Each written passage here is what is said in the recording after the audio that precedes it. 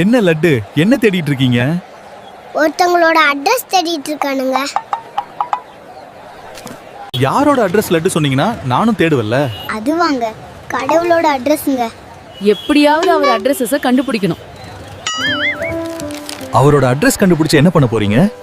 எப்படியாவது அவருக்கு ஒரு ஆண்ட்ராய்ட் ஃபோன் வாங்கி கொடுக்கணும். ஒண்ணுமே புரியலையே லட்டு.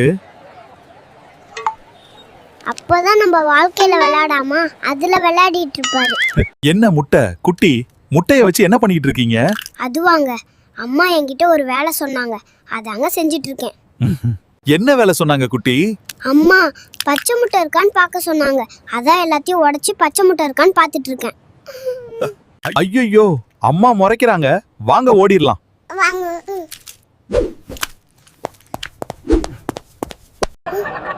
ஏன் அந்த சர்வெண்ட் உங்களை முறைக்கிறார் தங்கம்?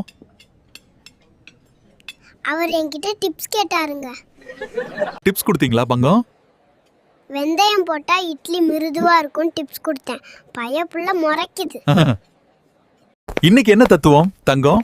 வாழ்க்கையில விழுந்து எழுந்திருக்கிறத விட திங்கக்கிழமை காலையில தூக்கத்துல இருந்து எழுந்துக்கிறது தான் ரொம்ப கஷ்டமா இருக்கு. அடுத்து என்ன தத்துவம் தங்கம்? வேலைக்கு வந்து வேலை செய்யறத விட வேலைக்கு கிளம்பி வர்றது தான் பெரிய வேலையா இருக்கு. நான் நினைச்சா 100 வீடியோ கூட போட முடியும். அப்புறம் நீங்க என் நினைப்பாவே இருப்பீங்கன்னு தான் 4-5 வீடியோவோட நிறுத்திக்கிறேன். அச்சச்சோ தங்க, குட்டிக்கு என்ன ஆச்சு?